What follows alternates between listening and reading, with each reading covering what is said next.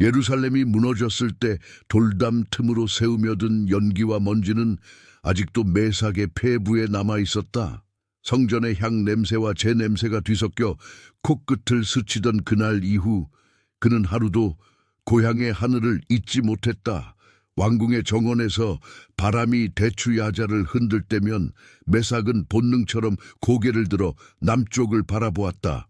그곳에는 그의 어린 시절 아버지의 낮은 음성으로 들려오던 토라의 구절과 어머니가 새벽마다 속삭이던 기도가 있었다. 그러나 지금 그의 발 아래에는 바벨론의 벽돌길이 깔려 있었고 귀에는 낯선 말이 흘러들어왔다. 정복자의 언어, 승리자의 억양, 그리고 포로의 침묵이 한 도시에 공존하고 있었다. 그는 처음 왕궁에 끌려 들어왔을 때 돌로 반듯하게 다듬어진 회랑과 물처럼 미끄러지는 비단 옷자락, 향유의 냄새와 은잔의 차가운 광채에 어지러움을 느꼈다. 그러나 가장 낯설었던 것은 사람의 눈빛이었다. 조심스럽게 웃도의 속내를 감추는 신하들의 시선, 명령을 옮기는 전달자들의 무표정, 그리고 포로를 평가하는 관리들의 냉담한 계산. 메삭은 그 시선들 사이에서 자신이 숫자로 환원되는 느낌을 받았다. 키, 나이, 기억력, 언어 습득 속도, 그의 이름 대신 표로 정리될 수 있는 것들만이 여기서는 중요했다. 왕궁 외진 마당 한쪽, 포로들 가운데 선 메삭은 아침 햇살이 모래색 벽에 부딪혀 번지는 것을 보았다. 그 곁에 사드락과 아벳느고가 조용히 서 있었다. 서로 눈을 마주치는 것만으로도 마음이 놓였다. 같은 길을 걷는 동무, 같은 하늘을 기억하는 사람들, 그 존재만으로도 메삭의 등골에 작은 온기가 흘렀다. 말로 다하지 않아도 통하는 확신이 있었다. 우리는 누구의 것이며 어디에서 왔는지, 우리가 무엇을 잃었으며 무엇을 지켜야 하는지. 그날 전고 환관장이 그들을 불러 세웠다. 두루마리를 펼치며 한 줄 한 줄 이름을 부르던 그의 목소리는 건조했지만 결정적이었다. 이제부터 너희는 왕의 궁정 언어와 학문을 배우게 된다. 칼데아의 문자, 천문과 수학, 행정과 관습, 의례와 음악, 바벨론의 법과 질서를 이해하고 기억해야 한다. 이어진 말은 더욱 차가웠다. 그리고 너희의 이름은, 메삭은 그 순간 가슴이 한번 크게 내려앉는 것을 느꼈다. 하나냐는 사드락, 미셀은 메삭, 아사랴는 아벳느고라 부른다. 짧은 침묵이 흘렀다. 이름은 단지 호칭이 아니었다. 아버지가 귀에 대고 불러주던 첫 음절, 조상들의 기억을 잇는 표지, 하나님 앞에 선 정체성의 증표. 메삭은 입안에서 자신의 본래 이름을 한번 굴려보았다. 미사엘, 누가 하나님과 같으랴라는 의미가 혀끝에서 희미하게 떨렸다. 그러나 관리의 펜촉은 매정했고 새 이름은 서류 위로 미끄러져 내려갔다. 해가 기울기 시작하자 왕궁의 그림자가 길게 늘어졌다. 바람이 멎은 회랑에선 사람의 발소리와 비단의 마찰음만이 들렸다. 그 음들 사이로 메삭은 속으로 기도를 낮게 깔았다. 과거를 붙들려는 발버둥이 아니라 새벽의 숨처럼 고요하고 분명한 기도였다. 나의 하나님, 당신이 기억하시는 이름으로 나를 불러주옵소서.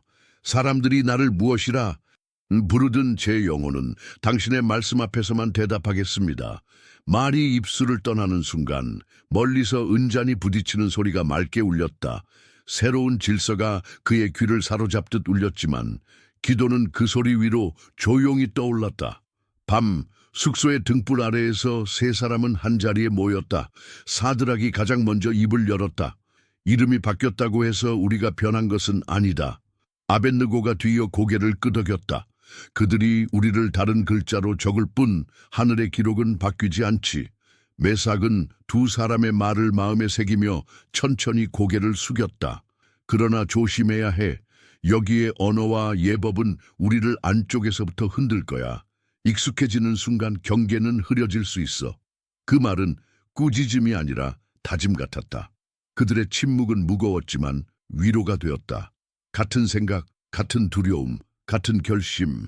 그 밤 셋은 각자의 이불 가장자리를 잡고 짧게 기도한 뒤 옅은 졸음 속에서 예루살렘의 골목을 되짚듯 잠들었다. 이튿날 본격적인 적응이 시작되었다. 스승들은 칼데아 문자를 왼쪽에서 오른쪽으로 빠르게 끌어 쓰는 법을 가르쳤고 점토판과 갈대펜에 잉크가 스며들며 낯선 획이 태어났다. 처음엔 그 획 하나하나가 매삭의 손끝에 거칠게 걸렸다. 그러나 그는 마음을 다스렸다. 익혀야 할 것은 익히되 굽힐 것은 굽히지 않겠다는 결심이 손끝의 떨림을 가라앉혔다. 천문 수업에서는 별자리의 이름을 바벨론식으로 부르라는 지시가 내려졌다. 스승은 별의 주기를 숫자로 환산하며 신의 기분을 읽어낸다고 말했다. 메삭은 별을 보며 떠올랐다. 아브라함에게 하늘을 보라 하신 그 음성, 숫자에 갇히지 않는 약속의 숨결. 그는 별의 움직임을 계산하면서도 별이 누구의 손에 매달려 있는지를 잊지 않기로 마음속에 새겼다. 언어 시간에는 외교의 관용구와 궁정의 예법이 이어졌다. 엎드려 예를 할 때의 각도, 칭호와 서열을 틀리지 않고 호명하는 법, 침묵해야 할 때와 대답해야 할 때의 호흡, 옳고 그름보다 앞서는 형식의 숲. 메삭은 그 숲을 지나가되 길을 잃지 않겠다는 듯 속으로 짧게 시편을 읊조리며 몸의 동작을 배웠다. 그가 움직일 때마다 마음속에서는 다른 율법이 박동했다. 네 마음을 다하고 목숨을 다하고 뜻을 다해 주 너의 하나님을 사랑하라. 움직임은 바벨론의 것이었으나 박동은 여전히 예루살렘의 것이었다. 해질녘이 다가오자 왕궁의 식탁 준비가 분주해졌다. 향신료의 냄새가 공기 속으로 번지고 구운 고기의 기름이 등불 아래 금빛으로 흔들렸다. 아직 식탁에 오르진 않았으나 메삭은 그 향기 속에 또 다른 질문을 씌워냈다. 여기에서의 맛은 단지 배를 채우는 일이 아니라 충성의 표식이고 소속의 표였다. 무엇을 먹고 무엇을 마시느냐가 누구에게 속하는지를 드러내는 언어가 될 수 있었다. 메삭은 천천히 숨을 들이마셨다. 감각을 닫지 않되 마음 문까지 함께 열어두지는 않겠다는 태도로 그날 밤 왕궁의 중심 회랑에 사람들을 모아놓고 공적 선포가 있었다. 노랫소리가 먼저 웅성거림을 가르고 지나갔다. 이어서 악기가 멎자 환관장이 한 걸음 앞으로 나와 높은 자리에서 두루마리를 펼쳤다. 회랑은 완벽한 침묵으로 변했고 심지어 바람조차 잠시 숨을 참는 듯했다. 목소리는 맑고 또렷했다. 왕의 명으로 선발된 젊은이들은 오늘부로 왕궁 교육에 편입된다.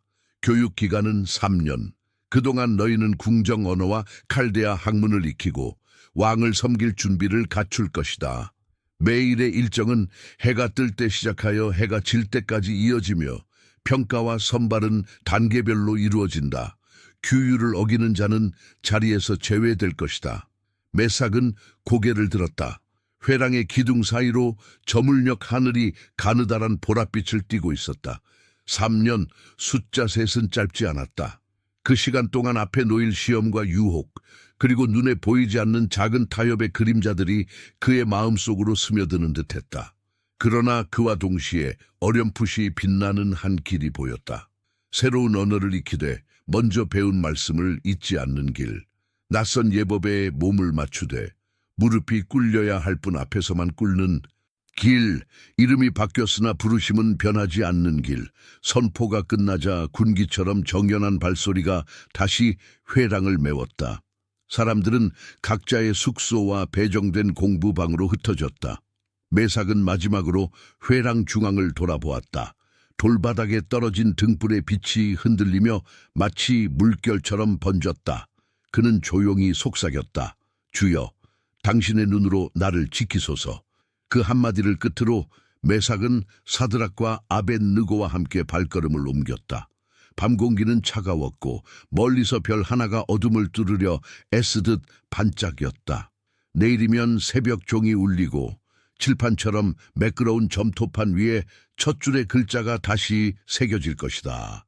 그리고 그 글자들 사이 보이지 않는 한 음절, 하나님이 기억하시는 이름, 이 그의 마음 가장 깊은 곳에서 또렷이 빛날 것이다. 그렇게 교육의 첫날은 끝났다. 그리고 아직 시작되지 않은 많은 날들이 조용히 그를 기다리고 있었다. 새벽의 공기가 아직 차가울 때 메삭은 조용히 눈을 떴다.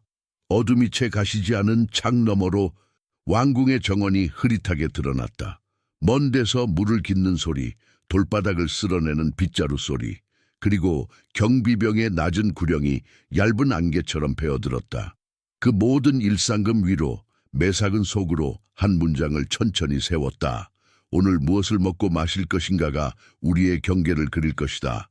어제 선포된 규정에 따르면 오늘부터는 궁정의 식탁이 그들의 식탁이 된다. 풍성하고도 위험한 식탁. 향신료와 기름, 술과 구운 고기가 신분과 충성의 언어처럼 배치되는 자리. 매삭은 이른 숨을 고르고 마음의 바짓단을 단단히 여미듯 결심을 다졌다. 해가 솟기 전에 세 사람은 한데 모였다. 사드락이 먼저 입을 열었다. 오늘 관리에게 요청하자. 우리에게 허락되는 음식을 달리해 달라고. 아벳느고가 조심스럽게 덧붙였다. 짧게 시험해 달라 하자. 그들이 듣기 쉬운 말로. 매삭은 고개를 끄덕였다. 우리는 고집을 부리려는 것이 아니다. 다만 마음이 깨끗하기를 원한다는 것을 보여주자. 말끝에 셋은 잠시 눈을 감고 기도했다. 말로 다하지 못한 떨림을 하나님께 맡기는 공동의 호흡이었다. 아침이 밝자 식당은 벌집처럼 분주해졌다. 거대한 은쟁반이 들고 나는 길이 반짝였고 양고기의 기름이 등불 아래서 얇은 막처럼 떨렸다. 매삭은 식탁 가장자리에 서서 가지런히 놓인 잔과 빵, 그리고 향내 짙은 소스들을 한번 훑어보았다. 시선은 흔들리지 않았지만 그가 보는 것은 맛이 아니라 표지였다. 이 음식은 왕의 권세로 올려졌고 많은 경우 신들의 제단과 식탁을 오갔다. 무엇을 입으로 넘기는가는 곧 그 마음이 누구에게 향해 있는지를 드러낼 수 있었다. 그때 환관장의 수하인 감독관이 다가왔다. 잔잔한 얼굴, 그러나 눈은 예리했다. 너희는 오늘 이 자리에서 먹고 마신다. 규정은 알겠지? 매삭이 한 발 나아갔다. 목소리는 낮고 분명했다. 주여, 우리가 감히 부탁 하나 드리고자 합니다. 당신의 종들을 열흘 동안 시험해 주십시오. 채소와 물만 주시고 열흘 뒤 우리의 안색과 왕의 음식을 먹는 소년들의 안색을 비교하소서. 그러고 나서 당신이 보기에 좋은 대로 행하소서. 옆에서 사드락과 아벳느고가 조용히 고개를 숙였다. 감독관의 미간이 좁아졌다. 네가 아는가? 내가 왕의 분을 어기면 내 머리가 위태롭다는 것을. 그는 시선을 매삭의 얼굴에서 사드락, 아벳느고의 얼굴로 천천히 옮겼다. 너희가 수척해 보이면 책임은 내게 돌아온다. 잠시 공기가 무거워졌다. 그 무게 안에서 매삭은 한 발 더 깊이 들어갔다. 우리는 당신의 위험을 가볍게 여기지 않습니다. 그래서 열흘입니다. 짧으나 분명하게 결과가 드러나는 시간. 만일 우리 얼굴이 나빠진다면 당신 뜻대로 하십시오. 그 말에는 담대함과 절제가 함께 있었다. 강요가 아니라 설득, 거부가 아니라 대안. 감독관은 한숨을 길게 내쉬었다. 현실과 책임 사이에서 저울을 재는 할 수 있는 만큼의 양심. 마침내 그는 고개를 끄덕였다. 열흘, 그 이상은 안 된다. 첫날의 식탁은 새로 꾸려졌다. 왕의 음식 대신 구운 곡물과 삶은 채소, 물이 놓였다. 볼품없고 수수한 색, 그러나 매삭은 그 앞에서 쉼을 느꼈다. 이 선택은 결핍이 아니라 기억이었다. 누구의 백성인지, 무엇을 기다리는지, 누구 앞에서 살고 누구께 감사하는지. 그는 조용히 손을 모아들고 말없이 물을 마셨다. 물은 입안을 적시고 식도를 지나 마음의 열을 가라앉혔다. 사드락과 아벳느고도 같은 동작으로 고개를 숙였다. 그들의 작은 식탁은 왕궁의 거대한 식탁 가운데 섬처럼 떠 있었다. 둘째 날부터는 눈길이 많아졌다.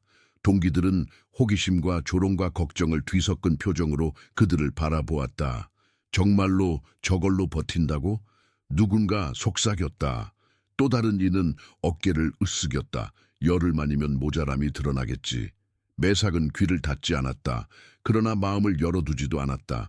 그는 듣대 품지 않았다. 밤이면 세 사람은 짧은 기도를 나눴다. 장황하지 않은 그러나 정확한 기도. 우리의 안색을 주께 맡깁니다. 우리의 힘을 숨쉬듯 주께 받습니다. 넷째 날 강의실의 공기는 눅눅했다. 점토판에 새기는 획이 손가락에 달라붙는 듯했다. 스승은 행정문구를 외우게 했다. 왕의 명에 따라로 시작해 즉시 집행할지니 로 끝나는 문장들. 매삭은 문장을 외우면서도 속으로 또 다른 문장을 세웠다. 왕의 명 아래 살지만 왕의 명으로만 살지 않는다. 그는 지치지 않기 위해 호흡을 가다듬었다. 몸의 피로는 정직했다. 그러나 정직한 피로도 마음의 방향을 바꾸지 못했다. 쉬는 시간마다 그들은 물을 나눴다. 잔을 잡는 손이 조금씩 가벼워졌다. 여섯째 날 감독관이 멀찍이 서서 그들을 지켜보았다. 시선은 표정을 넘어 걸음걸이, 눈빛의 초점을 확인하는 듯 세밀했다. 매삭은 애써 자연스럽게 걸었다. 일부러 건강해 보이려는 꾸밈이 아니라 하나님 앞에 선자의 평정으로. 입술이 바짝 마를 때면 물 한 모금을 삼켰다. 얼굴에 열이 오르면 눈을 감고 짧은 숨을 들이켰다. 그 작은 응급조치는 스스로의 허약함을 인정하는 태도였고 동시에 도움을 구하는 기도였다. 여덟째 날, 열이 무르익었다. 주방에서는 이미 그들의 식탁을 따로 준비하는 동선이 익숙해졌다. 곡물을 씻는 물소리, 칼이 채소를 썰어내는 박자, 항아리에서 물을 따르는 맑은 울림. 그 리듬이 매삭의 하루에 박혔다. 그는 자신의 몸이 가벼워지는 것을 느꼈다. 무겁던 속이 정리되듯 깔끔해졌고 눈동자는 더 또렷해졌다. 사드락은 공부에 몰입하는 시간이 늘었고 아벳느고는 계산이 빨라졌다. 세 사람은 점심시간마다 서로의 얼굴을 살폈다. 과장하지도 애써 가리려 하지도 않았다. 있는 그대로를 확인하고 부족한 것이 있으면 기도로 보탰다. 아홉째 날 밤, 세 사람은 숙소의 등불 앞에 앉았다. 바깥에서는 바람이 기둥의 모서리를 훑고 지나가며 낮은 휘파람을 냈다. 매삭이 입을 열었다. 내일이면 결과가 드러나겠지. 사드락이 말했다. 우리가 무엇을 믿는지가 얼굴에 새겨질 거야. 아벳느고는 조용히 웃었다. 이미 새겨져 있어. 우리가 보는 눈이 바뀌었잖아. 그 말에 셋은 잠시 침묵했다. 믿음은 때로 몸짓과 식탁, 습관과 호흡에 새겨진다. 그들은 마지막으로 짧게 머리를 숙였다. 우리의 안색을 핑계 삼아 하나님을 조롱하는 일이 없게 하소서. 열흘째 아침 하늘은 유난히 맑았다. 감독관이 다가왔다. 그의 걸음은 신중했고 손에는 잣대 같은 시선이 들려있는 듯했다. 그는 먼저 왕의 음식을 먹은 소년들을 살폈다. 젊고 혈기왕성한 얼굴들. 그러나 눈가에 잔 붓질처럼 피곤이 묻어 있었다. 이어서 세 사람 앞에 섰다. 매삭, 사드락, 아벳느고. 감독관의 눈동자가 한 번, 두 번, 세 번 왕복했다. 광대뼈 아래의 살결, 눈빛의 맑기, 걸음의 균형, 말수의 안정. 그는 무의식적으로 숨을 들이켰다가 천천히 내쉬었다. 이상하군. 혼잣말처럼 흘렀다. 그리고 조금 더 가까이 다가와 낮은 목소리로 말했다. 너희 얼굴이 더 낫다. 그는 장부를 펼치고 열흘의 기록 끝에 짧게 선을 그었다. 채소와 물, 계속 허락. 그 선은 종이 위에서 소리 없이 지나갔지만 세 사람의 마음엔 맑게 울렸다. 감독관은 마지막으로 경고처럼 한마디 덧붙였다. 이 결과가 계속되어야 한다. 방심하지 말아라. 매삭이 고개를 숙였다. 당신의 관심과 위험을 기억하겠습니다. 감사의 말이 허리가 굽혀진 각도만큼 낮고 단정하게 흘렀다. 그날 저녁 주방의 동선은 아침보다 더 매끄러워졌다. 작은 그릇에 담긴 삶은 채소, 절제된 양의 곡물, 그리고 투명한 물. 세 사람은 그 앞에서 오래 머물지 않았다. 많이 말하지도 자랑하지도 않았다. 그들은 단지 감사했다. 결핍이 아니라 자유에 대한 감사, 군주의 식탁에서 물러난 것이 아니라 하나님 앞의 식탁으로 돌아온 것에 대한 감사. 매삭은 물잔을 들어 조용히 눈을 감았다. 촛불이 흔들리고 바깥의 바람이 기둥을 타고 흘렀다. 그는 속으로 말했다. 주여, 우리에게 먹을 것을 주신 분도 당신, 우리를 지키는 분도 당신이십니다. 밤이 깊어지자 숙소는 고요해졌다. 먼 데서 개 짖는 소리가 끊겼다가 다시 이어졌고 누군가 늦은 발걸음으로 회랑을 건넜다. 매삭은 이불 가장자리를 가만히 쓸어내렸다. 열흘은 짧았다. 그러나 짧은 날들이 쌓여 흔들리지 않는 습관이 되듯 이 작은 승리는 넓지 않은 마음속에 단단한 지대를 형성했다. 내일이면 다시 수업이 있고 다시 식탁이 있을 것이다. 그리고 그 식탁 앞에서 그들은 또다시 선택할 것이다. 기억을 먹을 것인가, 망각을 먹을 것인가. 등불을 끄기 전 매삭은 마지막으로 속삭였다. 이 길이 우리를 겸손하게 하소서. 불빛이 서서히 줄어들며 방 안의 형체들이 그림자로 녹아들었다. 바깥 하늘의 별 하나가 어둠 위로 치솟아 창살 사이로 미세한 떨림을 보였다. 열흘의 끝은 더 긴 날들의 문턱이었다. 그리고 그 문턱 위에서 그들의 호흡은 한결 고르고 깊어졌다. 해가 수평선 위로 조용히 떠오를 때 매삭은 내면의 호흡을 고르게 하며 점토판과 갈대펜을 정돈했다. 열흘의 시험은 끝났고 그 이후로도 그들의 식탁은 변함없이 단순했다. 그러나 단순함은 그들의 정신을 가볍게 했고 가벼워진 정신은 배움의 길을 깊고 길게 열었다.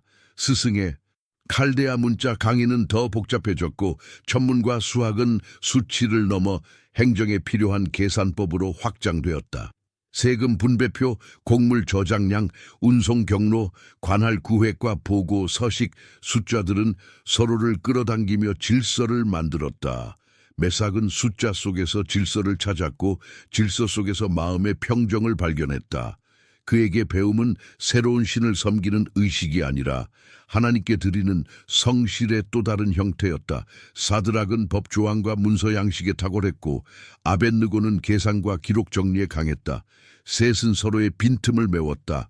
오전에는 궁정의례의 세부를 익혔다. 호칭, 강역, 침묵의 길이, 시선의 높낮이. 점심 이후에는 행정 실습이 이어졌다.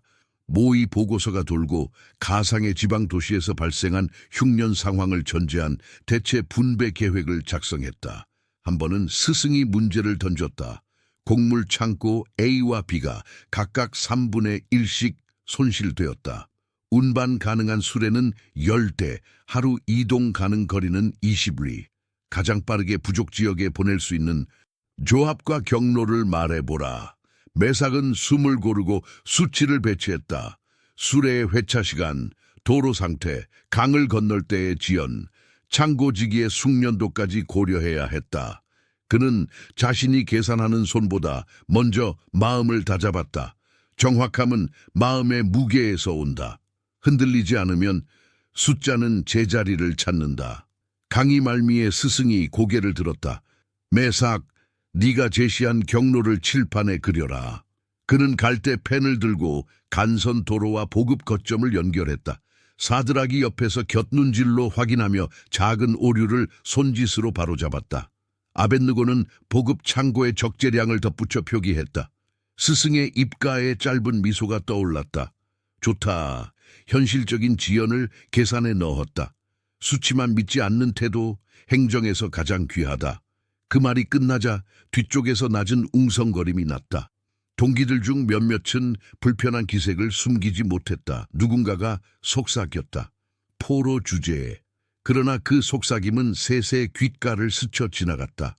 그들은 누구에게 속한 영혼으로 배우는지 알았고 그 확신이 불필요한 말들을 허물처럼 흘려보냈다.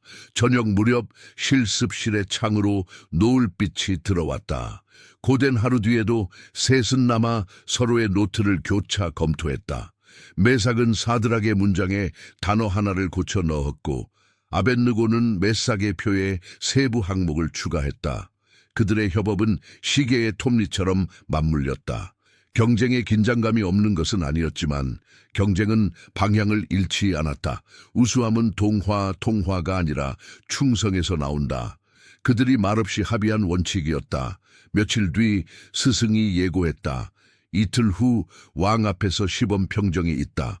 각조는 보고서를 제출하고 대표자가 왕의 질문에 답한다. 실습실의 공기가 즉시 달라졌다.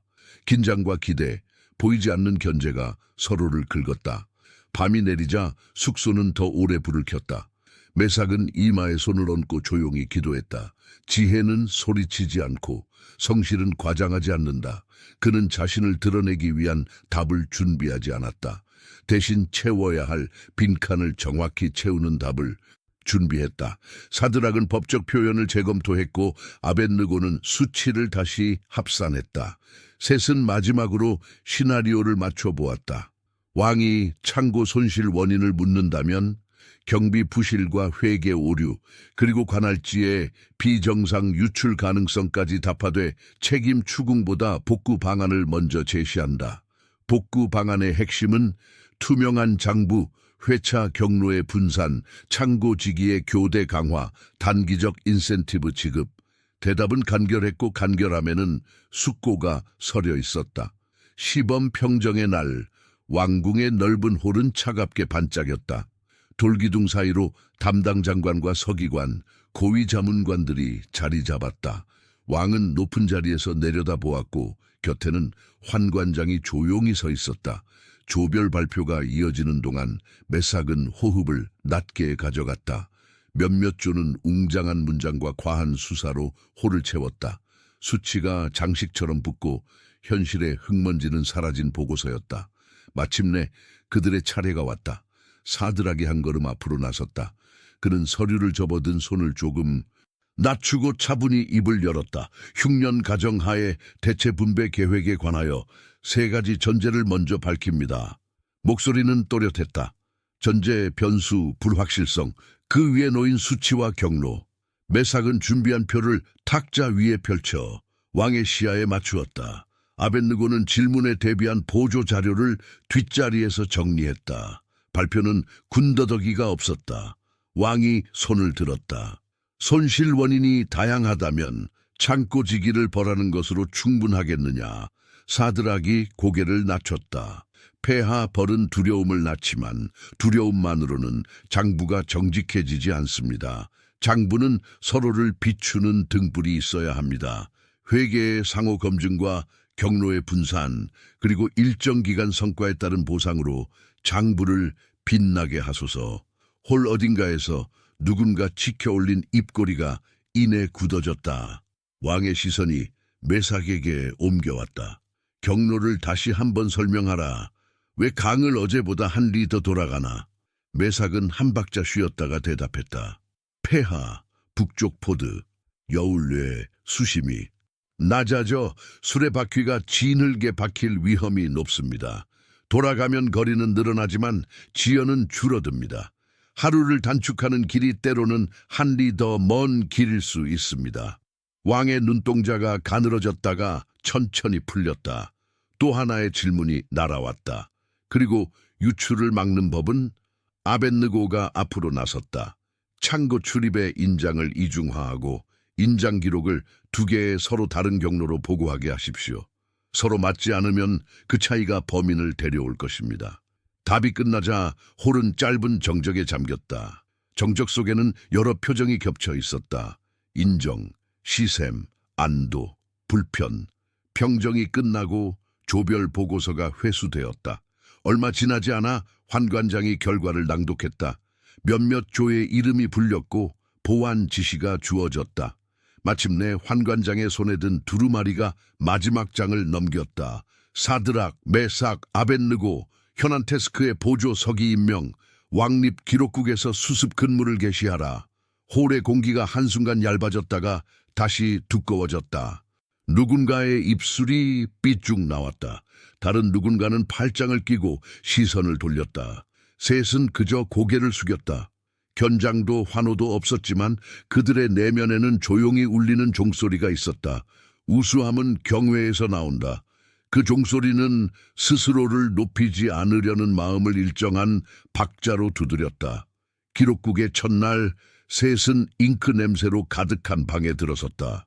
벽면에는 도시 이름이 적힌 나무패가 걸려 있었고 창계는 마른 점토판들이 켜켜이 쌓여 있었다. 선임 서기가 일의 흐름을 설명했다. 보고가 들어오면 원본과 사본의 차이를 먼저 확인해라. 숫자가 맞아도 문장이 틀릴 수 있고 문장이 완벽해도 숫자가 거짓일 수 있다. 글씨의 습관을 보아라. 서두른 필획과 숨긴 획, 잉크의 두께가 말한다. 매삭은 그 말을 새겨들었다. 글씨의 습관이 영혼의 습관을 드러낼 때가 많다는 것을 그는 알고 있었다.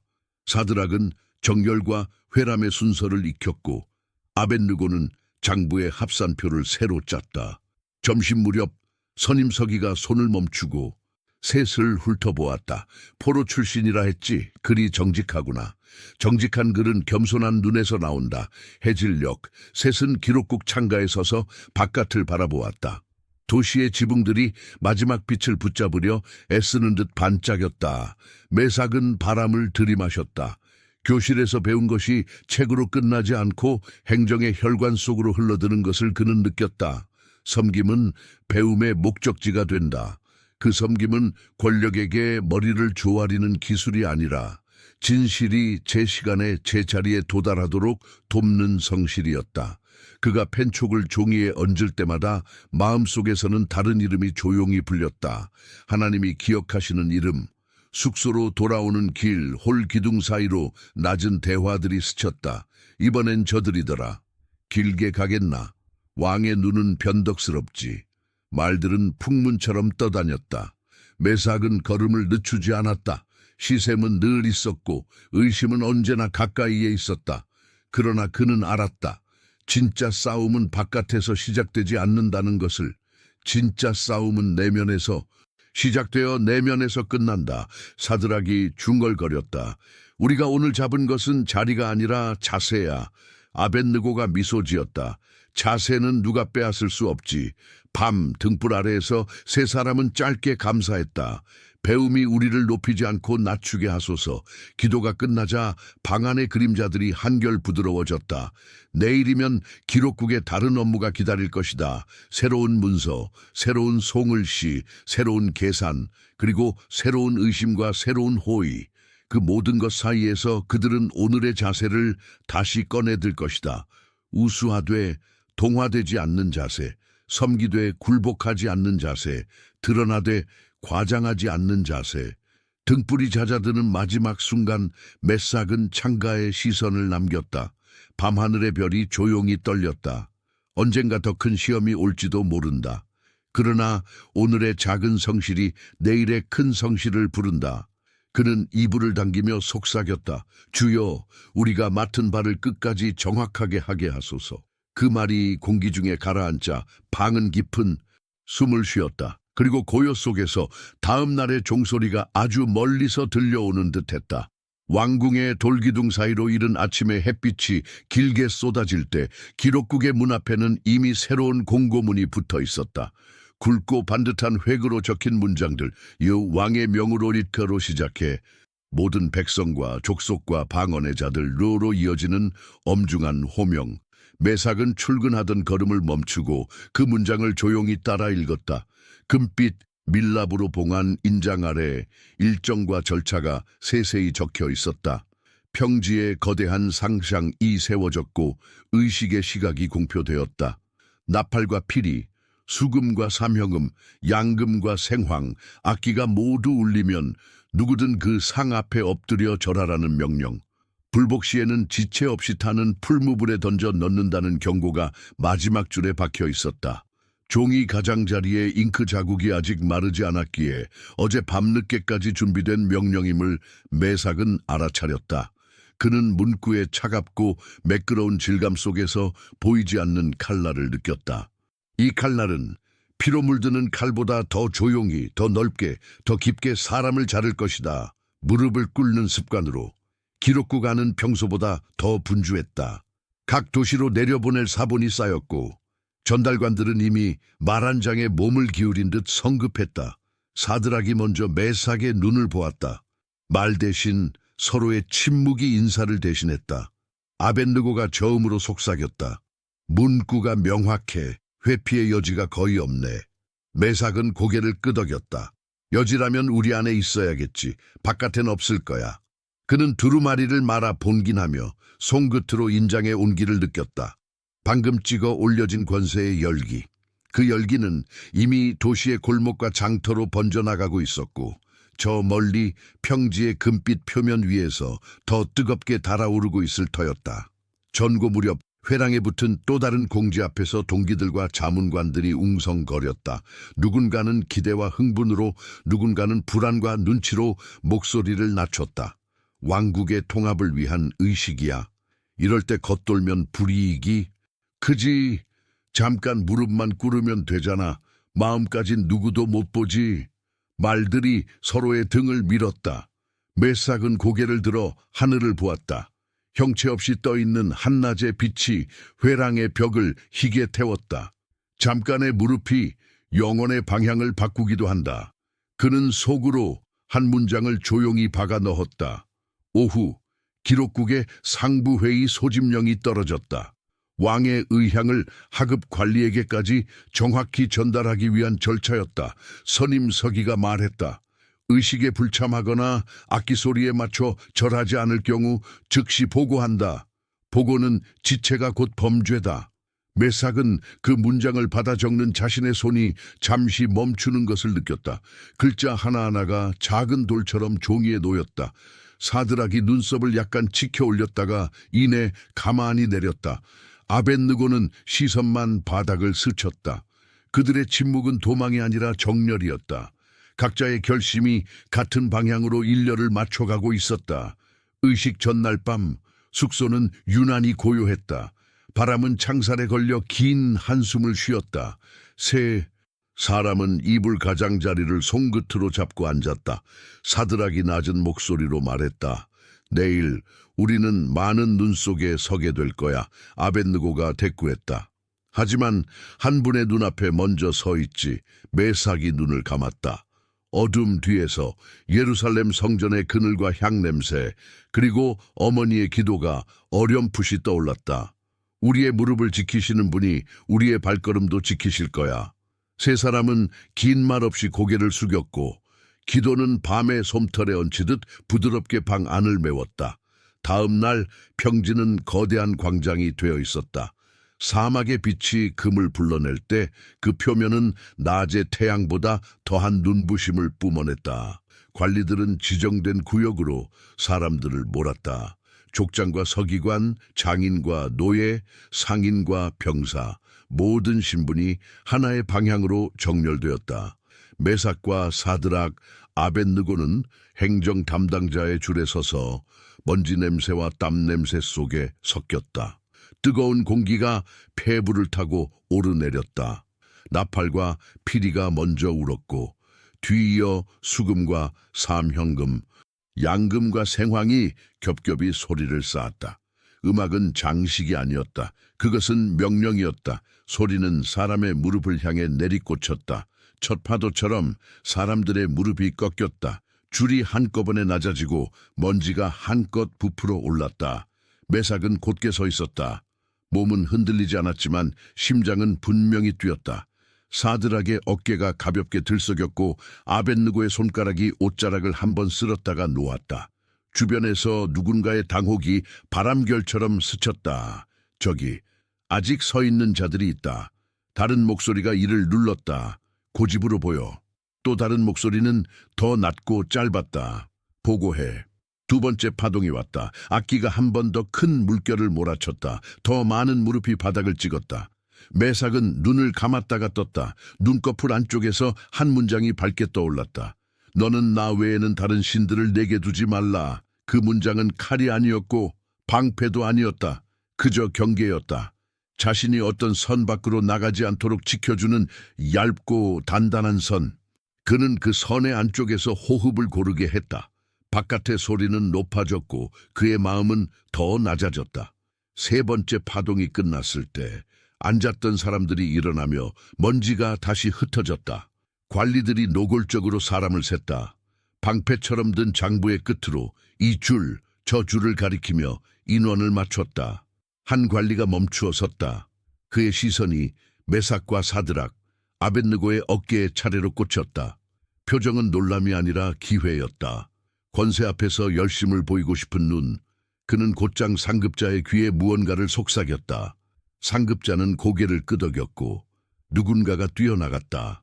의식이 끝나고 사람들은 파도처럼 흩어졌다. 시장의 소리가 멀리서부터 되살아났고 햇빛은 여전히 금빛 표면에 매달려 떨렸다. 메삭은 손에 남은 먼지를 털며 둘러보았다. 눈길들이 길게 따라왔다가 조심스럽게 비켜갔다. 어떤 눈은 연민이었고 어떤 눈은 경멸이었다. 더 많은 눈은 계산이었다. 누가 어느 쪽에 설 것인가를 재는 눈금. 사드락이 낮게 말했다. 우리 소문이 먼저 달릴 거야. 아벳느고가 짧게 숨을 고르고 답했다. 우리는 달리지 않자. 서 있자. 해가 기울 무렵 기록국의 문지기가 숨을 몰아쉬며 달려왔다. 너희 당장 행정관저로 오라. 왕실 경계국에서 호출이 떨어졌다. 그의 어깨가 크게 오르내렸고 말끝에는 흥분과 불안이 섞여 있었다. 메삭은 고개를 숙여 인사하고 천천히 걸음을 옮겼다. 사드락과 아벳느고가 나란히 섰다. 셋의 발소리가 회랑에 났고 고르게 번졌다. 각자의 발 뒤꿈치가 바닥을 때릴 때마다 결심이 한 번씩 더 단단해지는 것 같았다. 관저 앞뜰에서 낯익은 동기 둘이 멀찍이 서서 그들을 바라보고 있었다. 예전부터 그들을 못마땅하게 여기던 이들이었다. 그들 옆에는 경계국 서기가 서 있었다. 서기는 방금 막 받아 적은 고발장을 가볍게 들어 보였다. 의식에서 왕의 명을 어긴 자에 대한 진술이 접수되었다. 그의 목소리는 담담했지만 문장 하나하나가 의심의 모처럼 또렷했다. 동기들 중 하나가 서늘한 미소를 지었다. 규정은 모두에게 같다. 다른 하나가 덧붙였다. 왕의 질서를 어지럽히는 자는 누구든. 메삭이 그들의 말을 끝까지 듣지 않았다. 그는 서기의 눈을 똑바로 보았다. 도망칠 수 없는 때가 있다는 것을 그는 알고 있었다. 도망치지 않아야 하는 때가 있다는 것도. 사드락과 아벳느고가 그와 함께 한 걸음 앞으로 섰다. 서기가 고개를 끄덕이며 문을 열었다. 왕 앞에 설 준비를 하라. 문 안쪽의 공기는 한층 차가웠다. 그 차가움은 두려움의 기색을 더 뚱뚱하게 키웠지만 동시에 마음의 윤곽을 또렷하게 했다. 여기까지가 오늘의 끝이었다. 그리고 다음 문은 그들이 누구에게 무릎을 꿇을 것인가를 왕의 눈앞에서 말해야 하는 자리로 이어질 것이다. 저녁빛이 회랑 바닥을 길게 훑었다. 그림자가 길어질수록 세 사람의 자세는 오히려 단단해졌다. 메삭은 속으로 짧게 속삭였다. 우리의 무릎을 지키시는 분, 우리의 말도 지키소서. 그 말이 마음 한가운데 내려앉는 순간 문이 천천히 닫혔다. 고발은 끝났고 소환은 시작되었다. 왕궁의 긴 회랑을 지나 왕의 정악으로 들어서자 공기는 돌바닥에서 피어오르는 냉기처럼 차갑고 묵직했다. 금박으로 장식된 높은 문이 닫히는 소리가 뒤에서 울려 퍼졌고 그 소리는 작은 망치로 가슴을 두드리듯 오래 남았다. 사드락, 메삭, 아벳느고는 정해진 거리에서 멈춰 서서 고개를 숙였다. 정악의 위쪽 자리에 느부갓네살 왕이 앉아 있었고 곁에는 환관장과 경계국 장교 그리고 기록 서기관들이 배치되어 있었다. 왕의 눈동자가 천천히 세 사람을 훑었다. 무릎을 꿇으라는 명령은 아직 나오지 않았다. 대신 긴 침묵이 먼저 그들을 시험했다. 이름을 대라. 왕의 목소리는 높지도 낮지도 않았다. 그러나 한 음절씩 돌처럼 떨어졌다.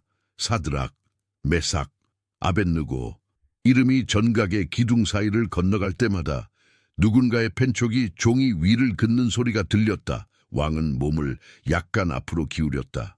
오늘 내가 만든 상 앞에 모든 백성이 절을 하였다. 악기가 울릴 때마다 누구든 엎드렸다. 그러나 너희는 서 있었다. 사람들이 보았고 관리가 보고했다. 내가 틀렸겠느냐? 침묵이 한 번 더 흘렀다. 왕의 입가에 짧은 미소가 스쳤다. 나는 관대하려 한다. 너희의 재능을 아낀다 하여도 과하지 않다. 너희가 기록국에서 보여준 성실과 지혜는 다른 포로들과 다르다. 그러니 한 번 더 묻겠다. 왕이 손을 올리자 악사들이 대기 위치로 움직였다. 지금 이 자리에서 악기가 울리면 너희는 상 앞에 엎드려 절하라. 그러면 지나간 일로 하겠다. 왕의 시선이 뚜렷해졌다. 그렇지 않으면 곧바로 타는 풀무불에 던져 넣으리라. 너희를 내 손에서 건져낼 신이 누구겠느냐? 사드락이 한 걸음 앞으로 나왔다. 그러나 발끝은 정해진 선을 넘지 않았다. 그의 목소리는 낮고 또렷했다. 왕이여, 우리가 이 일에 대하여 굳이 변명할 필요가 없나이다. 말은 단호했으나 투기는 없었다. 매삭이 이어받았다. 우리가 섬기는 하나님이 계시다면 그분은 우리를 타는 풀무불에서 건져내실 수 있고 왕의 손에서도 건져내시리이다. 아벳느고가 마지막 문장을 붙들었다. 그리 아니하실지라도 왕이여, 우리가 왕의 신들을 섬기지도 아니하고 왕이 세우신 금상 앞에 절하지도 아니할 줄을 아옵소서. 정악의 공기가 한순간 꺼졌다가 폭발하듯 살아났다. 왕의 얼굴빛이 바뀌었다. 방금 전에 관용이 미세한 균열을 일으키더니 그 틈 사이로 맹렬한 분노가 솟구쳤다. 얼굴을 바꾸어라. 대기하던 장교가 외쳤고 병사들이 황급히 다가왔다. 왕은 자리에서 일어나며 손을 내리쳤다. 풀무불을 평소보다 7배 더 뜨겁게 하라. 명령은 칼처럼 그 자리에 있던 모든 이의 귀를 갈랐다. 장교들이 동시에 돌아섰고 정악 밖에서 쇠사슬과 장작, 풀무를 담당하던 인부들의 고함이 일제히 치솟았다.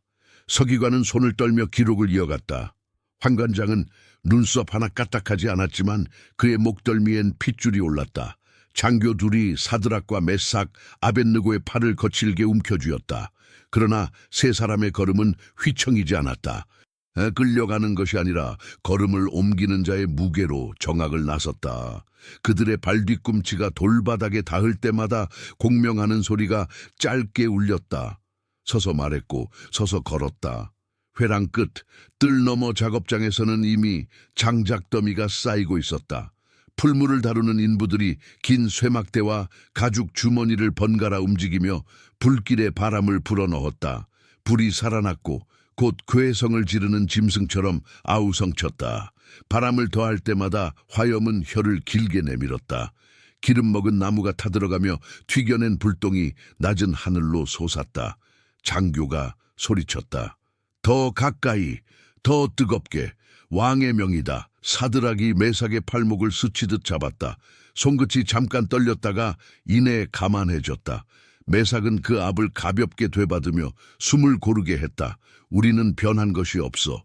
그는 속삭였다. 아벳느고가 뒤에서 짧게 대답했다. 하나님도 변하지 않으셔.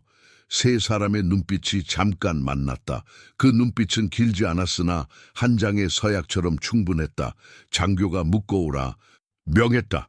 병사들이 굵은 밧줄을 가져와 세 사람의 팔과 몸통을 엮었다. 밧줄은 거칠었고 섬유가 피부를 긁었다. 병사의 손이 매듭을 잡아당길 때마다 옆갈비에서 숨이 살짝 막혔다. 그러나 세 사람의 자세는 허물어지지 않았다. 장교가 고개를 갸웃했다. 두려워하지 않나? 메삭이 그의 얼굴을 잠깐 보았다. 두려움이 없는 것이 아니라 그가 조용히 말했다. 무릎을 꿇어야 할 분을 아는 것이다. 풀무 속 불길이 굉음을 내며 치솟아 작업장의 공기를 뒤틀었다. 열기가 피부를 칼처럼 베어냈고 콧속은 금세 마르고 입술은 갈라졌다. 풀무꾼들이 더 큰 가죽 주머니를 달아 바람을 몰아넣자 불의 색이 더 파랗고 더 하얗게 변했다. 장교가 한 번 더 외쳤다. 지금 최고 온도다. 옆에 있던 숙련된 병사가 소리쳤다. 이 정도면 쇠도 물러납니다. 왕이 뜰로 나왔다. 그늘을 덮는 대형 차양 뒤에서 그의 어깨에는 금실로 수놓은 겉옷이 번들거렸다. 얼굴의 분노는 차갑게 정리되어 있었고 그 눈빛은 고집을 꺾는 재미를 기다리는 사람의 냉정함으로 굳어 있었다. 그는 짧게 턱을 들었다. 데려가라. 병사들이 삼엄하게 둘러싸고 세 사람을 불길 가까이로 몰았다. 열기가 살을 찢듯 다가오자 몇몇 병사의 눈썹이 탔다. 창끝에 박힌 깃이 말려들었고 방패의 가죽은 퀴퀴한 냄새를 뿜었다. 가장 앞선 병사가 욕설을 삼키며 매듭을 다시 확인했다. 그의 귀밑머리가 말라붙고 있었다. 사드락이 그를 보았다. 네가 우리를 밀어 넣을 때 그가 낮게 말했다. 네가 우리를 심판하는 것이 아니다. 병사는 눈을 치켜떴다. 닥쳐라 포로. 그러나 그의 손이 잠깐 멈칫했다. 멈춰. 장교가 손을 들었다. 그는 왕을 돌아보았다. 폐하, 명을. 느부갓네살은 한마디도 하지 않았다. 다만 손목을 짧게 젓는 미세한 동작으로 이미 내린 명령을 다시 던졌다. 실행. 그 순간 바람이 방향을 바꾸듯 뜰의 소리가 일제히 기울었다. 풀무의 굉음, 장작의 폭렬, 병사의 구령, 지켜보는 군중의 숨죽임, 모든 것이 한 지점으로 빨려 들어갔다. 매삭은 눈을 감았다가 천천히 떴다. 열기가 눈동자에 날붙이를 대는 듯했지만 그는 시선을 낮추지도 고개를 높이지도 않았다. 그저 서 있었다. 마음속에서는 예루살렘의 새벽이 다시 피어났다. 아버지의 낮은 음성, 어머니의 기도, 흘길 위로 번지던 햇살, 그리고 그 모든 것 위에 지금 여기 불 앞에서 움직이지 않는 한 문장, 무릎은 한 분께만. 병사들이 그들을 잡아 끌며 마지막 몇 걸음을 불가로 옮기던 찰나 가장 앞에 서 있던 힘센 전사가 비틀거렸다. 화염이 그의 갑옷 가장자리를 핥았고 순간적인 역풍이 페가수스처럼 불길을 뒤로 말아 올렸다. 전사는 욕설을 터뜨리다 말고 무릎을 꿇어버렸다. 장교가 이를 갈았다. 교대의 더 강한 자들 앞으로. 그러나 누구든 가까이 갈수록 열기는 가차없이 달려들었다. 몇 명은 얼굴을 옆으로 돌렸고 몇 명은 이를 악물었다. 그래도 명령은 움직였다. 왕의 말은 불보다 먼저 달렸다. 사드락이 메삭의 어깨에 이마를 잠깐 기댔다 떼었다. 여기까지 왔다. 메삭이 고개를 아주 조금 끄덕였다. 여기까지. 그리고 그는 말을 멈췄다. 말의 끝을 하나님께 넘겼다. 아벳느고가 숨을 들이켰다. 뜨거운 공기가 폐를 핥혔지만 그 숨은 당황이 아니라 의탁이었다. 장교가 창대를 들어 올리며 마지막 구령을 던지려는 그때 왕은 한 걸음 더 나왔다. 차양의 그늘이 그의 어깨에서 벗겨졌다. 햇빛이 그의 관을 번쩍이게 했고 그 번쩍임은 불의 번쩍임과 섞여 눈을 아프게 했다. 그는 차갑게 말했다. 그들을 묶은 채로 던져라. 겉옷과 속옷, 터번과 온몸 그대로. 그들의 이름과 옷과 숨까지 불에 맡겨라. 장교의 팔이 내리꽂히듯 떨어졌다. 실행, 풀무의 입이 크게 벌어졌다. 불길은 괴수의 턱처럼 위아래로 갈라지며 빨아들일 모든 것을 갈망했다. 병사들이 삼엄하게 진형을 좁혔다. 매듭이 마지막으로 조여졌다. 밧줄이 고통스러울 정도로 깊게 살을 파고들었지만 세 사람의 자세는 무너지지 않았다. 그들은 서로를 보지 않았다. 대신 같은 지점을 바라보았다. 불의 중심, 그 너머 어딘가에 계신 분, 말할 수 없는 곳을 향한 시선. 그리고 바로 그 순간 열기는 절정에 도달했다. 풀무꾼이 절규했다. 이 이상은 안 됩니다. 그러나 명령은 이미 내려져 있었다. 풀무는 더 크게 숨을 들이켰고 뜰의 공기가 함께 빨려 들어갔다. 고요와 광음이 동시에 터졌다. 장교의 구령이 불의 울음과 겹쳤다. 거기까지가 오늘이었다. 사드락, 메삭, 아벳느고는 묶인 채로 불의 입술 바로 앞에 섰다. 결정은 이미 말해졌고 명령은 이미 내려졌다. 남은 것은 불이 대답하는 순서였다. 풀무의 입구 앞 공기는 이미 불의 숨결로 뒤틀려 있었다. 불길이 삼킨 공허가 들숨과 날숨처럼 오르내릴 때마다 뜰의 먼지는 한 번씩 떠올랐다가 바닥에 처박혔다. 장교의 구령은 짧고 단호했으나 열기는 그조차 부서뜨릴 듯 달려들었다. 메삭은 발바닥 아래로 전해지는 미세한 진동을 느꼈다. 장작이 폭발하듯 갈라질 때마다 돌바닥이 매우 얇은 가죽처럼 떨렸다. 여기서 더 가까이. 명령은 이미 내려져 있었고 사람들은 그 명령을 밀고 끌며 앞으로 나아갔다. 풀무꾼들이 가죽 주머니를 번갈아 내리치자 불길은 더 푸르게, 더 하얗게 올라붙었다. 산소가 한순간에 빨려들며 주변의 음성들이 마른 종이처럼 구겨졌다. 사드락이 옆에서 낮게 속삭였다. 숨을 짧게 가져가. 아벳느고가 고개를 아주 조금 끄덕였다. 메삭은 코끝으로 번지는 쇳내와 기름 타는 냄새를 가만히 받아들였다. 입술이 즉시 갈라졌다.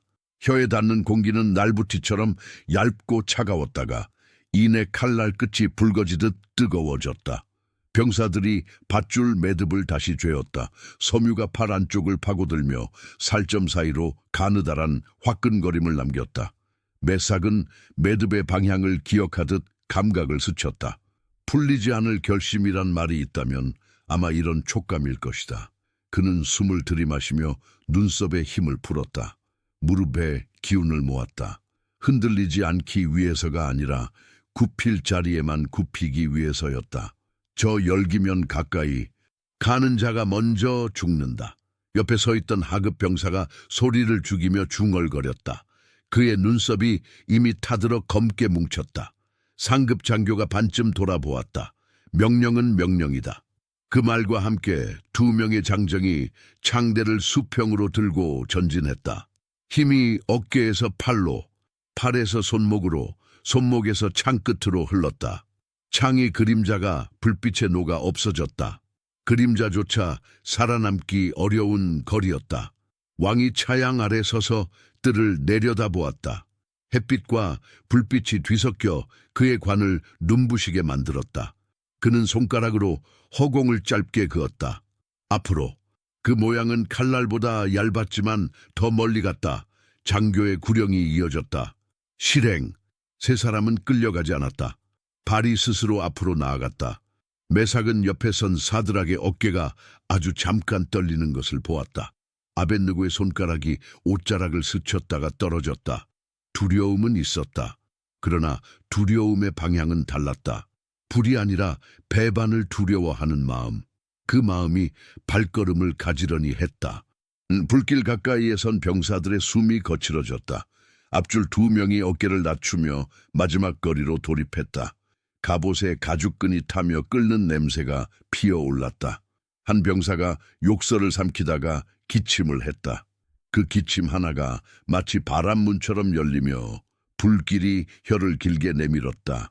순간 앞선 병사의 뺨이 화살처럼 스친 열기에 움찔렸다. 그의 눈이 가늘어졌다. 그러나 발은 멈추지 않았다. 왕의 말이 등을 밀었다. 풀무꾼이 절규했다. 이 이상은 안 됩니다. 장교는 그를 쏘아보았다. 입 다물라. 손을 멈추는 자는 목을 잃는다. 가죽 주머니가 다시 위아래로 흔들렸다. 공기가 불로 들어갔다. 불이 또 한 번 커졌다. 뜰의 소리가 한꺼번에 쪼그라들었다. 사람들은 무의식적으로 뒤로 물러났고 몇몇은 팔로 얼굴을 가렸다. 왕은 물러서지 않았다. 차양이 그의 어깨에서 완전히 벗겨졌을 때 햇빛은 그의 얼굴마저 하얗게 태웠다. 묶은 채로 왕의 목소리가 짧게 떨어졌다. 겉옷과 터번까지 장교가 손짓을 했다. 병사들은 매삭의 어깨를 잡고 고꾸라뜨리듯 방향을 틀었다. 사드락이 숨을 길게 내쉬며 중얼거렸다. 여기까지 오게 하신 분이 말을 잇지 않았다. 말의 남은 절반을 하나님께 올려보냈다. 아벳느고가 아주 천천히 눈을 감았다가 떴다. 그의 눈동자는 물을 머금은 듯 선명했고 그 선명함이 열기에 흔들리며 빛났다. 매삭의 발끝이 풀무의 입술에 그어진 보이지 않는 선에 닿았다. 경계였다. 삶과 죽음의 경계, 육체와 불의 경계, 보이는 것과 보이지 않는 것의 경계. 그는 그 선 앞에서 마지막으로 하늘을 떠올렸다. 예루살렘의 골목, 성전의 그림자, 아버지의 낮은 음성, 어머니의 기도, 그리고 포로의 길, 왕궁의 글자, 식탁의 채소, 기록국의 잉크 냄새, 모든 날이 한 점으로 모여들었다. 점은 아주 작았으나 그 중심은 깊었다. 무릎은 한 분께만. 그는 그 문장을 가슴 한가운데 밧줄보다 더 단단히 묶었다. 당겨! 장교의 외침이 번개처럼 내리꽂혔다. 앞줄 병사들이 동시에 몸을 숙이며 팔과 어깨의 힘을 폭발시켰다. 그 순간 예측하지 못한 일이 일어났다. 불길이 갑자기 들숨을 크게 쉬듯 앞으로 확 삼켰고 가장 앞에 서 있던 병사의 얼굴을 핥았다. 그는 비명을 터뜨릴 틈도 없이 뒤로 꺾였다. 옆에 병사가 본능적으로 그를 붙잡았다가 함께 비틀거리며 주저앉았다. 열기가 칼처럼 그의 목을 핥휘었고 그는 손을 목으로 가져가 헛바람을 움켜쥐었다. 뒤쪽에서 또 다른 병사가 뛰어들었다. 교대! 그러나 발을 내딛는 순간 그의 팔에 털이 타며 하얗게 말려들었다. 불은 명령을 가리지 않았다. 장교가 이를 악물고 고함쳤다. 뒤로! 더 두껍게 진영을 짜. 병사들이 방패를 겹치며 측면에서 밀어넣는 방식으로 전술을 바꾸었다. 방패에 가죽이 타는 냄새가 진하게 퍼졌다. 철퇴가 달아오르며 미세한 울음을 냈다. 매삭은 그 소리 속에서 기묘한 평정을 느꼈다. 여기서 내가 지켜야 할 음은 한 가지뿐이다. 마음의 박동. 박동은 빠르지 않았다. 빠르게 만들 이유가 없었다. 사드락이 낮게 물었다. 준비됐나? 매삭이 고개를 아주 조금 끄덕였다. 아벳느고가 짧게 대답했다. 우리는 준비라 부르고 세상은 완고라 부르겠지. 사드락이 미소 비슷한 것을 입가에 스쳤다. 부르는 이름이 다르면 어떠랴. 이름이 바뀌어도 부르심은 바뀌지 않는다. 그들의 첫밤에 나눴던 말이 불 앞에서 다시 또렷해졌다. 왕이 손을 내렸다. 차양도 의식도 언어도 그 순간만큼은 불필요했다. 실행. 장교의 팔이 다시 휘둘렀고 방패벽이 사선으로 밀려들었다. 병사 둘이 동시에 몸을 틀어 모멘텀을 만들었다. 밧줄이 피부를 깊게 파고들었다. 매삭은 어깨를 세우지 않았다. 무릎도 꺾지 않았다. 그저 중심을 세웠다. 어떤 중심은 발에 있는 것이 아니라 심장에 있었다. 풀무의 입이 세상을 통째로 삼키려는 괴수의 턱처럼 벌어졌다. 불의 혀가 바람을 쓸고 지나갔다. 뜰의 공기가 한순간 비었다. 침묵이 쏟아졌다. 그리고 밀림. 몸이 기우는 짧은 순간 매삭은 하늘을 보았다. 하늘은 불빛에 밀려 희미했으나 전혀 사라지지 않았다. 사드락의 어깨가 시야의 가장자리를 스쳤고 아벳느고의 숨이 귓전에 따뜻하게 흘렀다. 세 사람은 서로를 붙잡지 않았다. 붙잡을 수 없었다. 그러나 같은 곳을 향했다. 말할 수 없는 곳. 그러나 분명히 계신 분께 가장자리가 무너져 내리듯 시야가 불빛으로 덮였다. 열기가 귓속으로 밀려들었다. 피부는 고통을 예감했고 근육은 본능적으로 움찔했다. 그러나 그 본능 위에 또 다른 습관이 있었다. 맡김. 매삭은 입술을 아주 조금 열었다. 소리를 크게 낼 수 없었다. 공기가 칼날이었기 때문이다. 그래서 그는 소리를 마음속으로만 내었다. 주여.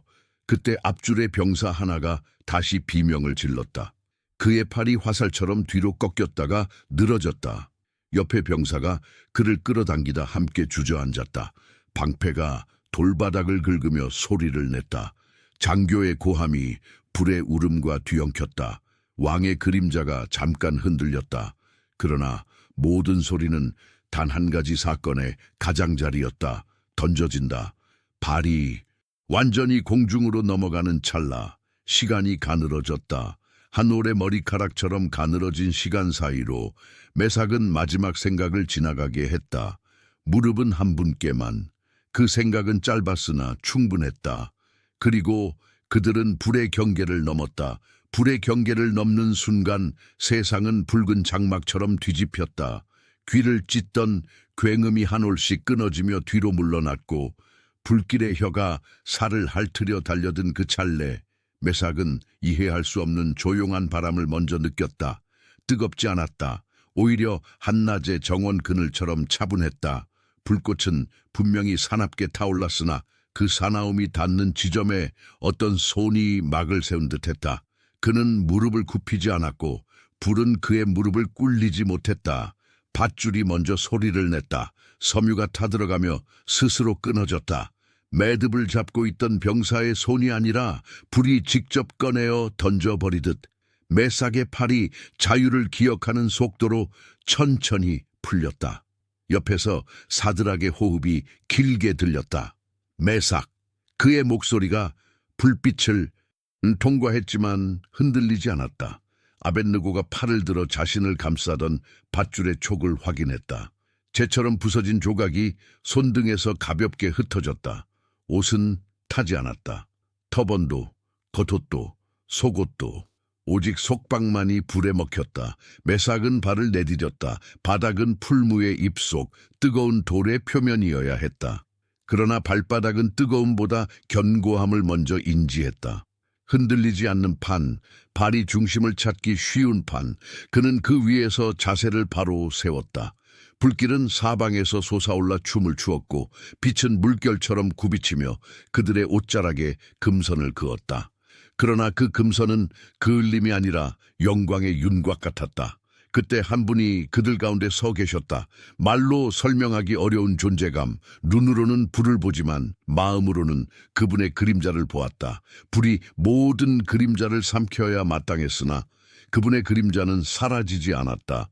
오히려 불의 한가운데 서서 빛보다 더 맑게, 어둠보다 더 깊게 존재했다. 메삭은 그분을 향해 고개를 숙이지 않았다. 무릎은 오직 한 분께만. 그 고백이 여기에서 의미를 바꾸지 않았기 때문이다. 그는 이미 무릎을 꿇고 있었다. 마음으로. 불 속에서 사드락이 아주 낮게 속삭였다. 우리는 여기 있어. 아벳느고가 대답했다. 그리고 그분은 아무 말이 없었다. 그러나 말보다 분명한 평안이 불길의 경계를 세웠다. 입김 같은 평안이 그들의 피부와 옷섭을 감싸고 황급히 달려드는 열을 부드럽게 밀어냈다. 귀는 고요를 들었고 눈은 불을 보았다. 두 감각이 서로를 부정하지 않았다. 현조는 그렇게 둘을 동시에 참되게 만들었다. 밖에서는 다른 광경이 펼쳐지고 있었다. 풀무의 입구를 지키던 병사 둘이 이미 쓰러졌고 방패를 들어 밀어붙이던 자들이 하나둘 무릎을 꿇었다. 열기는 명령을 가리지 않았고 왕의 말보다 먼저 그들을 덮쳤다. 뜰 가장자리에서 웅성거림이 커졌다. 누군가는 얼굴을 가렸고 누군가는 손가락으로 불 속을 가리켰다. 저기 움직인다. 또 다른 목소리가 떨렸다. 3명이 아니야. 그 말은 두루마리의 글씨처럼 곧바로 왕에게 전해졌다. 느부갓네살의 몸이 앞으로 쏠렸다. 그의 눈이 가늘어졌다가 크게 열렸다. 차양이 걷어지며 햇빛이 관을 태웠다. 그는 옆에 장교를 팔꿈치로 밀치고 석축대 가장자리까지 나아갔다. 불 속을 오래 바라볼수록 표정은 형체를 잃고 순수한 놀람만 남았다. 우리가 던진 자가 셋이 아니었느냐? 그의 물음은 누구를 향한 것이 아니었다. 그러나 주변의 자문관과 서기관, 환관장은 떨리는 목으로 동시에 대답했다. 그렇습니다, 폐하, 3사람입니다. 왕이 다시 불 속을 찌르듯 가리켰다. 그런데 4사람이 묶이지도 않고 불 가운데 거닐고 있지 않느냐? 그 넷째의 모습은? 그는 말을 멈췄다. 혀끝에 닿은 표현이 너무 뜨겁거나 너무 거룩했기 때문이다. 말로 굳히기 전에 먼저 무릎이 떨리는 종류의 인식. 메삭은 그분 가까이로 2걸음 나아갔다. 거닐었다. 도망치는 발걸음이 아니었다. 고통을 숨기는 발걸음도 아니었다. 동행의 박자였다. 불길이 발목을 스치며 뒤로 흘렀다. 그는 사드락과 어깨를 나란히 하고 아벳느고와 눈을 맞췄다. 3사람의 시선이 동시에 그분께 머물렀다. 불이 크게 들이쉬자 옷자락이 부드럽게 흔들렸다. 그 흔들림 속에서 메삭은 괴로움 없이 선명한 의식을 확인했다. 우리는 버려지지 않았다. 말은 소리로밖에 닿지 않았지만 의미는 불보다 멀리 갔다. 한동안 시간은 장작의 결처럼 층을 보였다. 겉은 타고 속은 남고 더 깊은 속은 오히려 젖는 듯했다. 물이 아니지만 물 같고 바람이 아니지만 바람 같은 보호. 메삭은 손등을 들어 불빛을 가려 보았다. 손등의 잔털은 타지 않았다. 손가락 끝의 감각도 흐려지지 않았다. 그는 가볍게 주먹을 쥐었다 펴며 불이 아닌 분명한 현실을 만지듯 확인했다. 이 기적은 환상이 아니었다. 환상은 끝나면 비어있지만 지금은 충만했다. 충만은 마음을 무겁게 하지 않았다. 오히려 가벼웠다. 무게 없이 깊어지는 종류의 가벼움, 영광의 가벼움. 밖에서 왕의 목소리가 다시 들렸다. 이번에는 놀람보다 조심이 앞섰다. 가까이 가지 마라! 앞줄로 다가가던 장교가 발을 거두었다. 풀묶고는 무릎으로 땅을 긁으며 뒤로 물러났다. 왕의 눈은 불 속을 놓지 않았다. 그는 확인하고 싶어 했다. 이 일이 눈의 착각이 아니라 현실의 반전이라는 것을. 자문관이 떨리는 손으로 말았다 펴는 부채를 들고 속삭였다. 폐하, 불이 그들을 해하지 못하는 듯합니다. 서기관은 이미 붓끝을 잉크에 적시고 있었다. 한 획 또 한 획. 사건이 기록으로 내려앉는 순간이었다. 메삭은 그분 가까이에서 멈춰섰다. 말이 없어도 충분했다. 그분은 등 뒤에 불을 막으시는 분이 아니라 한가운데 함께 서 계신 분이었다. 메삭은 그 사실이 마음에서 신뢰의 문장으로 굳어지는 것을 느꼈다. 우리가 믿은 분은 멀리서 줄을 당겨 구해내시는 분이 아니라 가까이 와 우리 곁에 서시는 분. 그는 그 문장을 가슴속에서 조용히 낭송했다. 고백은 짧았으나 그의 정체성보다 오래 견딜 것이었다. 사드락이 빛을 가로질러 웃었다. 불 속에서 웃음은 도전이 아니라 안도였다. 아벳느고가 짧게 눈을 감았다 뜨며 입술로는 아무 말도 하지 않았지만 눈빛으로 말했다. 우리가 선택한 것이 옳았다. 메삭은 대답하지 않았다. 대답 대신 걸음으로 맞장 굳혔다. 세 사람은 그분과 함께 한 바퀴를 더 걸었다. 불은 그들의 길을 비켜 흘렀고 그 비켜섬은 힘의 부재가 아니라 권세의 인정처럼 보였다. 얼마나의 시간이 흘렀는지 불은 여전히 타고 있었고 그들의 옷자락에는 영이 냄새조차 배지 않았다. 밖에서는 웅성거림이 낮아졌다가 다시 커졌다. 왕의 손이 공중에서 멈춰 있었다. 그는 결정을 삼키듯 호명을 준비했다. 눈은 아직 의심과 경외 사이에서 흔들렸지만 입술은 점점 새로운 언어를 더듬고 있었다. 그 언어는 그의 조상에게서 배운 말이 아니라 지금 눈앞의 현실이 그의 혀에 쥐어주는 말이었다. 그때 메삭은 알았다. 곧 부름이 있을 것이다. 불 속에서 바깥으로 나가라는 부름. 그 부름은 왕의 입술에서 나오겠지만 왕보다 먼저 온 뜻에서 시작될 것이다. 그는 그 뜻을 향해 마음을 정렬했다. 나가는 것은 도망이 아니었다. 증언이었다. 안에 머무는 믿음이 바깥으로 향기를 가져 나가는 길. 사드락과 아벳느고도 같은 생각으로 고개를 아주 조금 끄덕였다. 세 사람의 시선이 다시 그분께 돌아왔다. 그분은 고개를 끄덕이지도 손을 드시지도 않았다. 그러나 허락이 있었다. 불보다 조용하고 왕의 명령보다 먼저 오는 허락. 바깥에서 왕의 목소리가 떨림을 가누었다. 뜰의 공기가 다시 사람의 말소리를 담을 준비를 했다. 서기관의 붓끝이 마지막 잉크를 머금었다. 풀무의 입은 여전히 열려 있었다. 그러나 그 입은 더 이상 삼키는 입이 아니었다. 이제는 증언의 틀이었다. 그 틀 안에서 메삭은 마지막으로 속삭였다. 주여, 우리가 나가도 당신의 현존이 우리 옷자락에 실리게 하소서. 불길이 한번 크게 들이쉬었다가 천천히 내쉬었다. 공기가 돌아왔다. 사람들의 호흡이 돌아왔다. 왕의 목소리가 돌아왔다. 아직 호명을 말하지는 않았지만 부름의 가장자리가 이미 말끝에 걸려 있었다. 그리고 세 사람은 걸음을 멈추었다. 고개를 들지 않았다. 다만 기다렸다. 나가라는 부름이 오기를. 그 부름은 다음 장의 문지방에 놓여 있었다. 왕은 한 발 더 다가왔다. 그의 눈빛에서 분노가 사라지고 인정과 두려움이 섞여 새로운 색을 이루는 찰나. 불은 여전히 타고 있었고 그 한가운데 네 분은 함께 서 계셨다. 여기까지가 오늘의 끝이었다. 이제 말해야 할 이는 왕이었다. 그리고 그가 무엇을 말하든 불 속에서 이미 말해진 현존의 언어가 먼저였다. 불길이 마지막 숨을 내쉬듯 잦아들던 그때 뜰의 소란을 가르며 왕의 목소리가 울렸다. 떨림을 삼킨 음색, 그러나 굽힘 없는 권세. 사드락, 메삭, 아벳느고, 지극히 높으신 하나님의 종들아, 나와 이리로 나오라. 네 분이 함께 서 계시던 한가운데서 세 사람은 동시에 고개를 들었다. 그분은 손짓하지 않으셨다. 다만 허락이 있었다. 불보다 조용하고 명령보다 먼저 오는 허락. 메삭이 한 발 내디뎠다. 바닥은 여전히 풀무의 입술이었지만 발바닥은 뜨거움보다 견고함을 먼저 인지했다. 사드락과 아벳느고가 그 옆에 섰다. 그들은 거닐던 박자 그대로 불의 가장자리를 가로질러 밖으로 나왔다.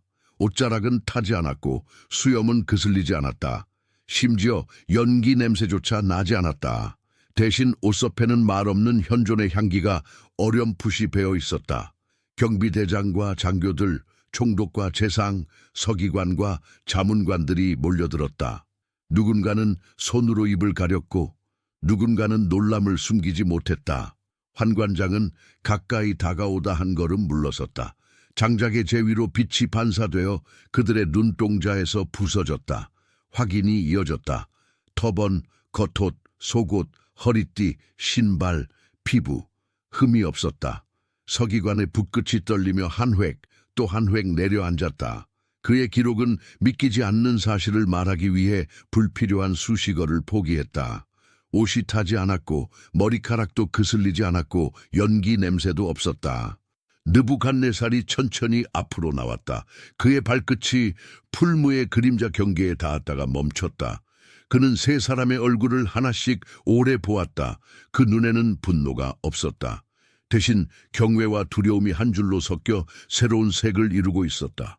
왕이 입을 열었다. 사드락과 메삭과 아벳느고의 하나님을 찬송할지로다.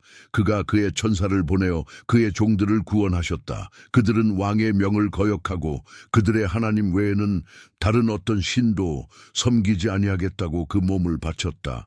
그 말은 왕의 입술에서 나왔지만 뜰 전체의 귀가 동시에 흔들렸다. 많은 이들의 가슴에서 익숙한 언어가 미끄러졌고 그 익숙함이 부끄러움으로 바뀌는 소리가 들렸다. 잠깐 무릎을 꿇는 일이 영혼의 방향을 바꿀 수 있다는 어제의 경고가 오늘 현실의 증언이 되어 서 있었다. 왕은 몸을 돌려 사자에게 명했다. 누구든 이들의 하나님을 모욕하는 말을 하면 그에게 엄중한 벌을 내리리라. 그의 목소리는 강했지만 그 강함은 이번만큼은 두려움에서 나온 잔혹이 아니었다.